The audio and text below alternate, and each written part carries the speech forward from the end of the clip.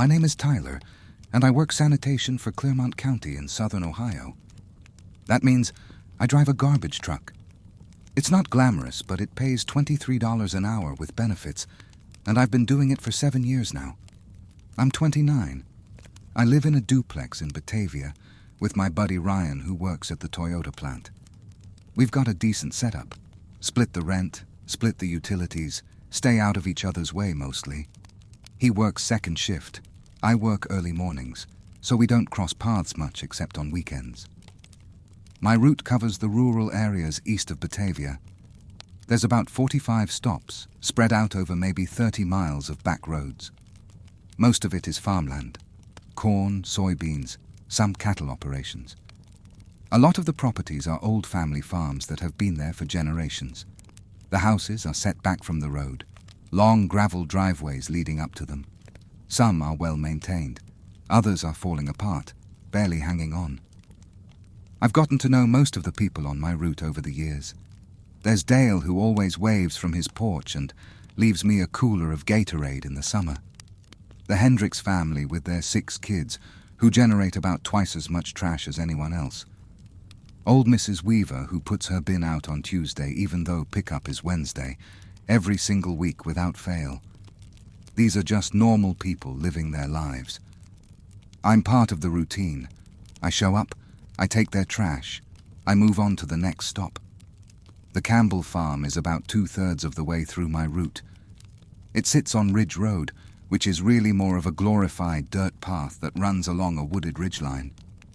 The farm itself is maybe 80 acres, used to be a working cattle operation back in the day, but Jim and Carol retired about 10 years ago and sold off their herd. Now it's just the house and the barn, and a bunch of empty pastures growing over with weeds and brush. Jim and Carol are in their 70s. Jim's got bad knees and Carol's got diabetes. They're nice people. Quiet. Jim always has the trash bin pulled down to the road for me by 6 a.m. when I come through. Sometimes in the winter, if it's been snowing, he'll have the drive plowed out so I can get the truck turned around easier. They've lived on that property for 43 years, raised 3 kids there. Their son David still stops by once a week to help with maintenance and yard work. I'm telling you all this because I want you to understand that Ridge Road and the Campbell farm are as normal and unremarkable as it gets. I've been servicing that stop for 7 years. I've driven past that property hundreds of times. I've stood in their driveway talking to Jim about the Bengals and the weather, and his grandson who's playing football at UC. There's nothing special about it. Nothing that would make you think anything was wrong. Until it was. This all started about 6 weeks ago, middle of December. We'd just had our first real snow. Nothing major, maybe 3 inches, but enough that some of the rural roads were getting slick early in the morning before the sun came up. I start my route at 5 a.m., which means I'm driving around in the dark for the first couple hours. I got to the Campbell place around 6:45. Still dark, that pre-dawn darkness where the sky is starting to lighten, but the sun hasn't actually appeared yet. Jim's truck was in the driveway like always. The porch light was on. The trash bin was at the end of the drive like it should be. But the bin was knocked over, completely on its side, the lid off, trash scattered across the road. I got out of the truck to clean it up. That's when I noticed the tracks in the snow. They led from the woods on the north side of the property, across the front yard, to where the trash bin had been. The tracks were big, bigger than any dog I'd ever seen. 4 toes, deep impressions like whatever made them was heavy. They went right up to the bin, circled around it a few times, then headed back toward the woods. I gathered up the trash and put it in the truck, knocked on the door to let them know what happened. Jim answered. He looked tired. "Morning, Tyler. Sorry about the mess." "No problem. You got some kind of animal getting into your trash?" He stepped out onto the porch, looked at the tracks in the snow. "Been hearing things at night. Thought it might be coyotes, but Carol says it sounds bigger than that." "You see what it was?" "No, just hear it sometimes, moving around out in the pasture. Knocks over the trash cans by the barn, too. David's supposed to come by this weekend, help me patch up some holes in the barn doors." We talked for another minute or two. Then I finished my route and didn't think much more about it. Animals getting into trash is common in rural areas. Usually it's raccoons or possums, occasionally a black bear if you're in the right area. The next week, same thing. Trash bin knocked over, garbage everywhere. The tracks were there again too, only this time there were more of them. They circled the entire house, went up on the porch. One set led to the barn, and there were scratches on the barn door, long, deep gouges in the wood. Jim wasn't home that day. I cleaned up the trash and left, but I was starting to feel uneasy about it. Those scratches were aggressive. Whatever was making them wanted inside that barn. The week after that, Jim's son David was there when I arrived. He was standing in the driveway looking at the barn, and I could tell from his posture something was wrong. I pulled up and got out. "Everything okay?" David turned around. He's about my age, works construction, built like he can handle himself. But he looked unsettled. "Something killed one of Dad's chickens last night, tore the coop door right off the hinges. We had 6 chickens in there, found pieces of one. The other 5 are gone." "Jesus, what do you think got them?" "I don't know. Dad called the wildlife officer. Guy came out yesterday, looked around, said he couldn't identify the tracks. Told Dad it might be a feral dog pack. But look at this." He walked me over to the chicken coop. The door was metal mesh on a wooden frame, and something had bent the frame completely out of shape. The metal was torn, not cut or chewed, torn. "No dog did that," David said. I agreed with him, but I didn't know what else it could be. We stood there looking at the damage for a minute, then I finished collecting the trash and left. Driving away, I kept checking my mirrors, looking at the woods that bordered the Campbell property. The trees were thick there, mostly oak and hickory with heavy underbrush. You couldn't see more than 20 feet into them. Over the next couple weeks, things escalated. Jim started calling the sheriff's office regularly. Something was harassing their property almost every night. Trash knocked over. More damage to the barn. Carol's flower pots on the porch were smashed. Their motion sensor lights kept getting triggered, but whenever they looked outside, nothing was there. Other neighbors on Ridge Road started reporting similar problems. Dale, 3 properties down, said something tried to get into his garage. The Hendricks family found their dog dead in their backyard. The mother called me crying about it one morning. The dog hadn't just died. Something had killed it violently.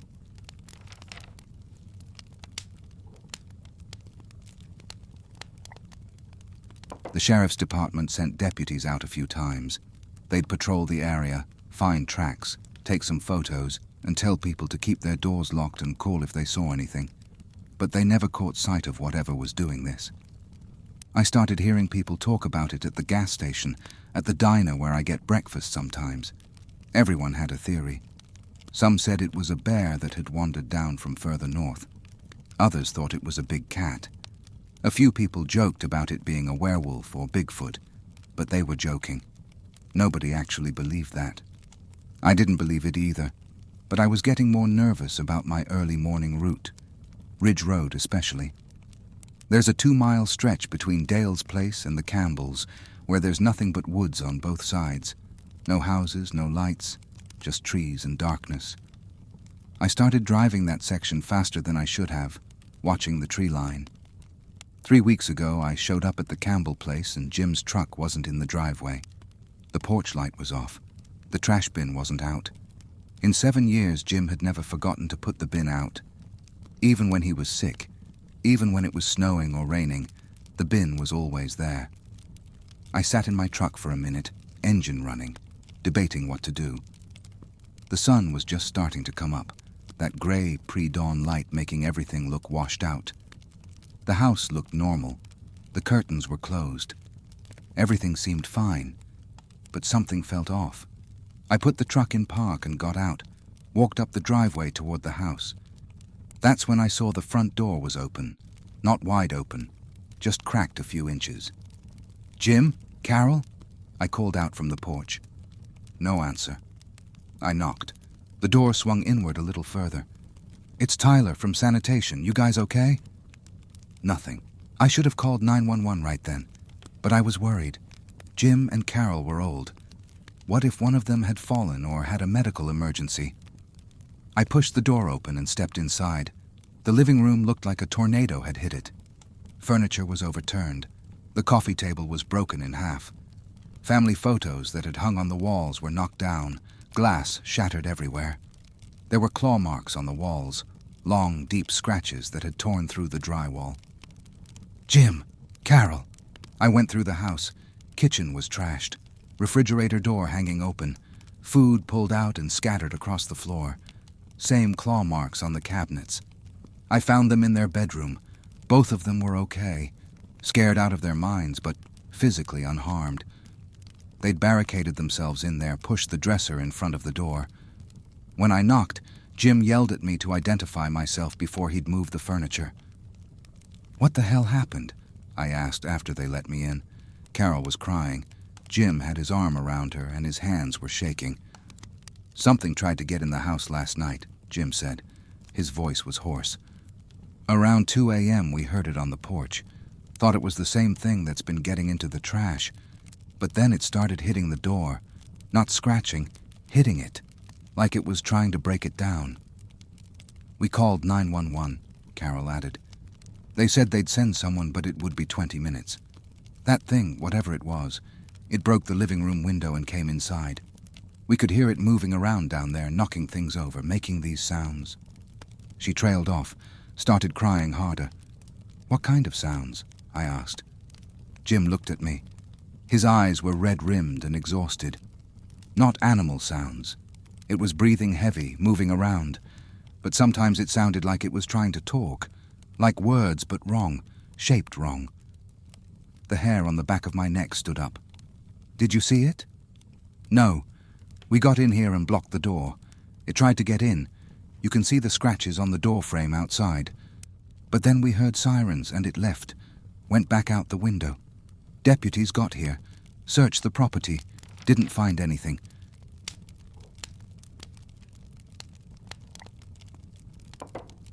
"We came back in here and prayed it didn't come back. I helped them clean up after that. We waited for David to arrive, and once he showed up, I finished my route. But I couldn't stop thinking about what Jim had said, about it trying to talk. Since then, I've been hearing more stories. A farmer off Route 222 found his barn broken into, equipment destroyed. Someone driving on Clough Pike late at night called 911 saying something ran across the road in front of their car. Something big, something that ran on 2 legs. A couple hiking in East Fork State Park said they heard howling that didn't sound like any coyote they'd ever heard. And last week the Campbells moved out, just packed up and left. David helped them get into an assisted living facility in Cincinnati. The farm is empty now. I still drive past it every Wednesday. The house sits there abandoned, windows dark, the barn doors hanging open. Nobody's been inside to clean up the damage. Nobody's buying the property. Because 2 days ago, I had my own encounter on Ridge Road. It was Wednesday morning, my usual route. I'd finished up at Dale's place and was heading toward where the Campbell farm is. That 2-mile stretch of woods I mentioned, I was about halfway through it when my headlights caught something in the road ahead. It was standing upright. That's the first thing my brain registered. Upright, in the middle of my lane, not moving, just standing there. I slowed down. My headlights lit it up fully and I saw it clearly for maybe 3 seconds before it moved. It was massive. Had to be 7 feet tall, maybe more. Covered in dark fur that looked shaggy and matted. The body was thick, and the snout was long and the ears were pointed straight up, focused on my truck. Then it dropped to all fours and ran. Not away from me, parallel to the road, keeping pace with my truck as I drove. I watched it in my peripheral vision, this huge shape moving through the trees alongside me, crashing through the underbrush. It was fast. I accelerated. The thing kept up with me for maybe 10 seconds, then it fell back and disappeared into the woods. I didn't stop. I drove straight through the rest of my route, including the Campbell place, without stopping once. Left all the bins, didn't collect anything. Just drove. When I got back to the depot, I told my supervisor I was sick and needed to go home. He took one look at my face and didn't argue. I probably looked like I'd seen a ghost. I don't know exactly what I saw. I've been home for 2 days. Called in sick yesterday too. Ryan keeps asking if I'm okay, and I don't know what to tell him. I don't know what to tell anyone. I keep thinking about Jim and Carol, about what Jim said, that it sounded like it was trying to talk. I keep thinking about the Hendricks family's dog, about Dale's garage, about all the people on Ridge Road who've been reporting problems. And I keep thinking about that thing running alongside my truck, keeping pace like it was testing me. I don't know what to do. I can't quit my job. I need the money. But I can't drive that route anymore. I can't go back to Ridge Road. Just thinking about that 2-mile stretch of woods makes my hands shake. Ryan's at work right now. It's almost midnight and I can't sleep. I've been sitting here writing this out because I need to tell someone what I saw. I need someone to know that whatever's happening on Ridge Road, it's real. It's not a bear or a dog or someone's imagination. It's real and it's still out there. And I think it knows who I am now. I think it's seen me enough times, driving past the Campbell place every week, that it recognizes my truck. That's what scares me most. The idea that it was waiting for me on that road. That it ran alongside my truck because it wanted me to see it. Wanted me to know it was there. I'm not going back to work tomorrow. I'm calling my supervisor in the morning and telling him I need a different route. If he won't give me one, I'll quit. I don't care. Nothing is worth driving down Ridge Road again. Jim and Carol had the right idea. They got out while they could. And that's what I'm going to do too, because whatever that thing is, whatever's living in those woods, it's not going away. And I'm not sticking around to find out what it wants.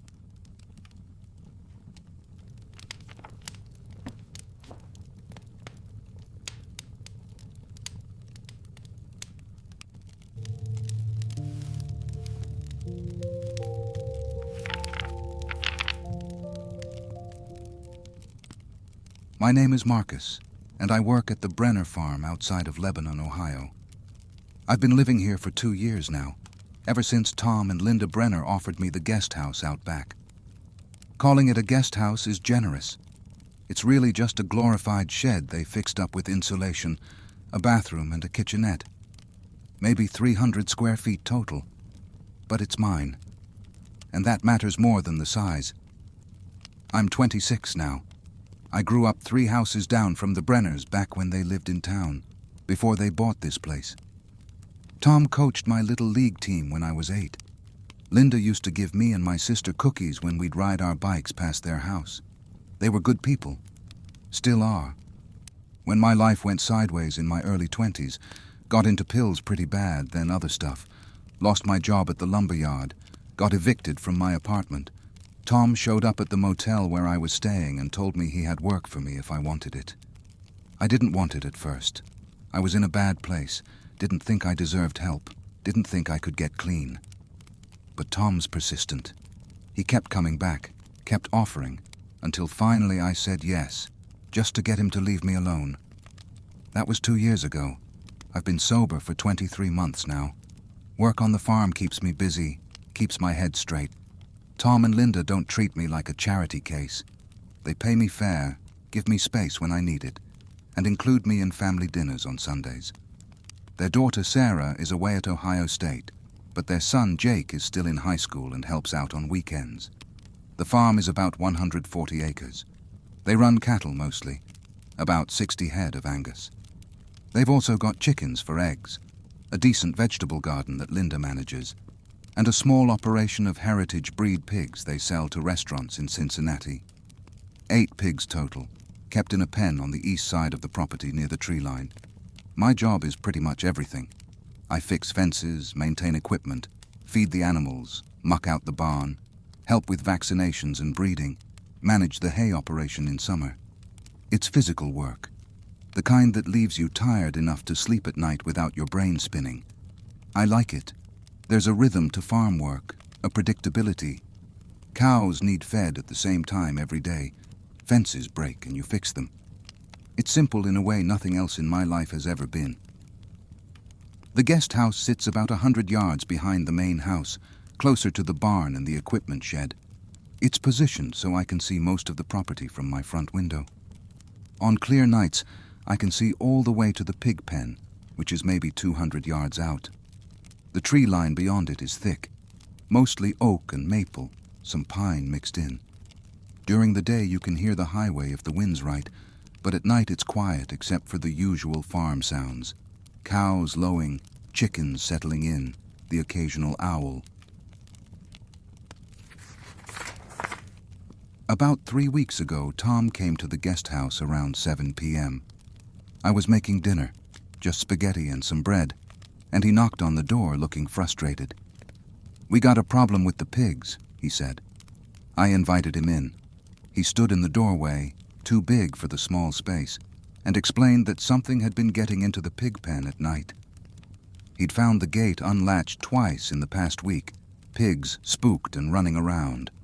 One of them had a gash on its hindquarter that looked like something had tried to grab it. "You think it's coyotes?" I asked. "Probably. Been hearing them more this year than usual. Game camera by the pen hasn't caught anything useful, just blurry shots of something moving past. But whatever it is, it's getting bolder. Can't afford to lose any of these pigs. Got orders coming up for 3 of them."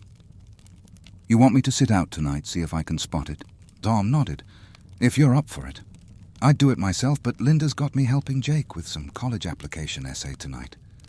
He smiled, tired. Apparently I'm better at writing than I thought. I told him I'd handle it. After he left, I finished my dinner and started prepping. I've got a Remington 700 in .308 that I bought last year for deer hunting.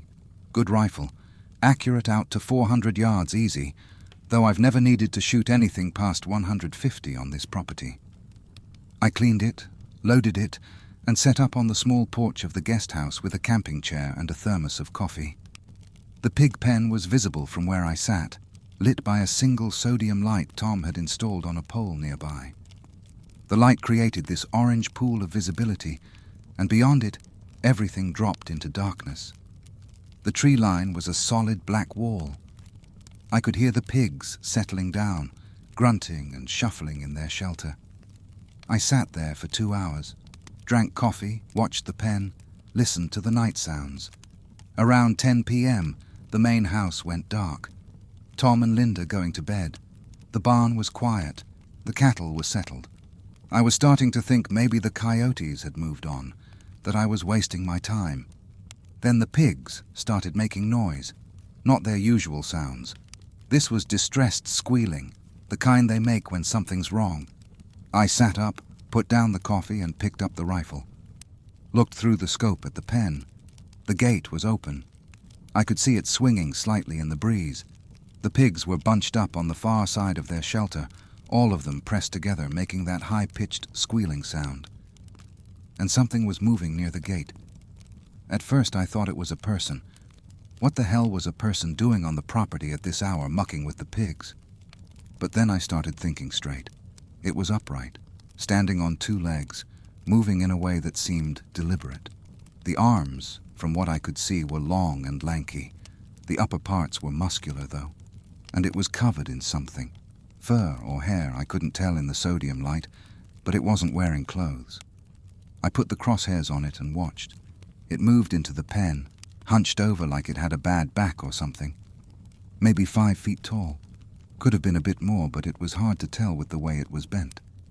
The head was turned toward the pigs, and even from 200 yards I could see the shape of it. It looked like a dog, but dogs don't walk around.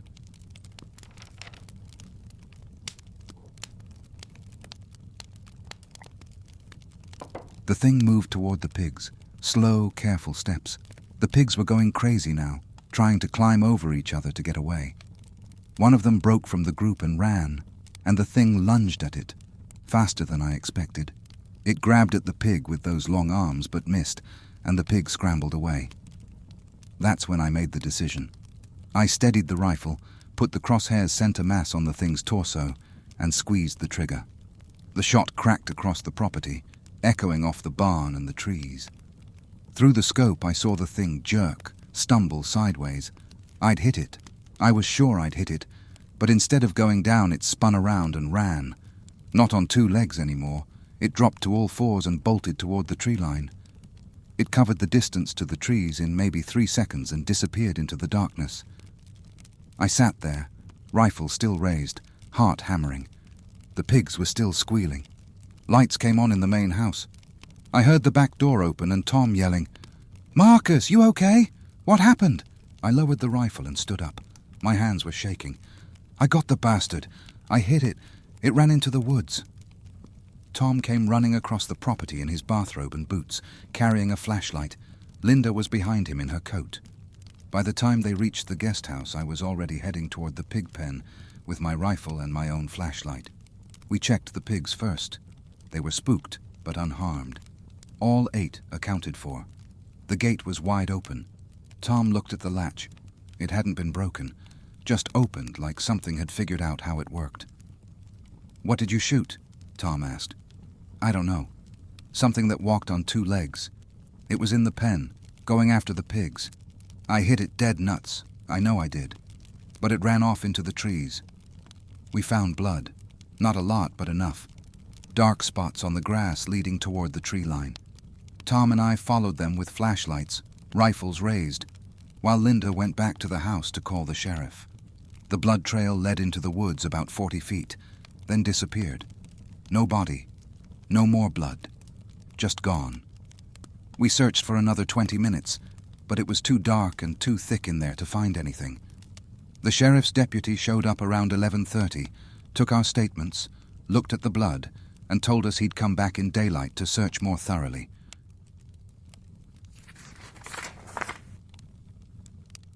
The next morning, 3 deputies showed up with dogs.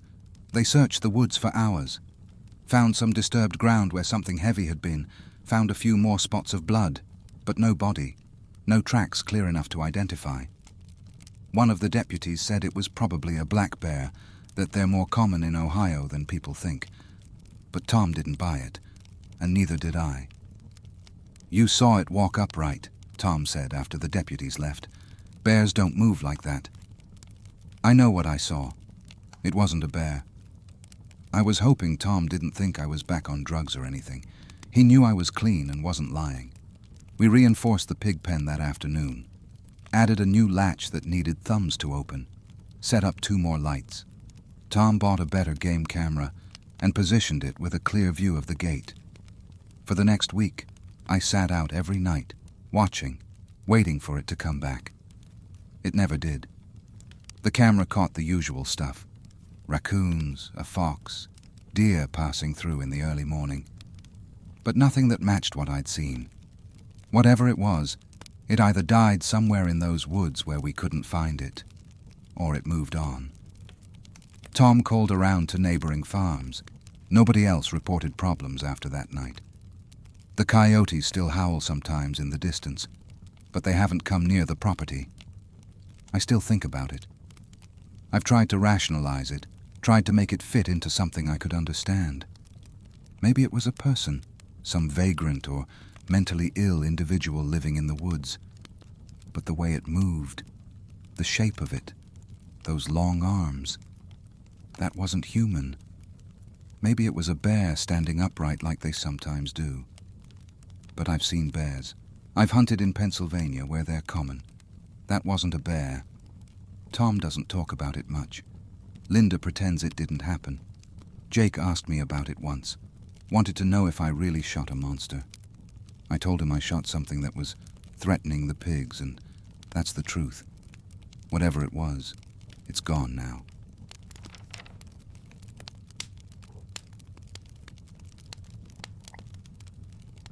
I'm still here in the guest house, still doing my job, still staying clean, still showing up for Sunday dinners.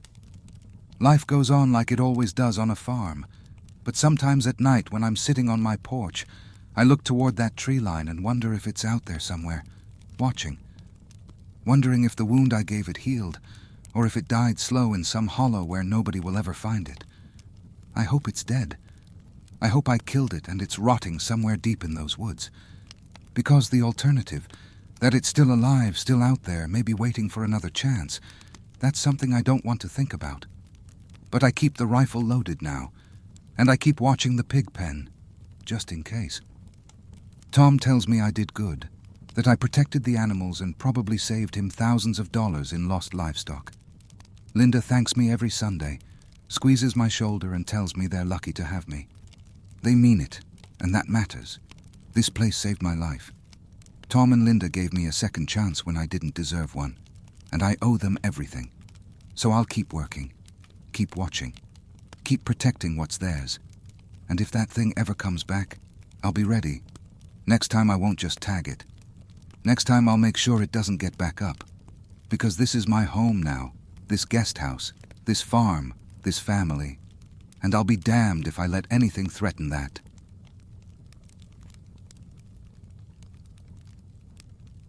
Oh wow, I really love these stories. If you enjoyed them too, make sure to like and subscribe and join my Patreon, linked in the video description below. See you next time.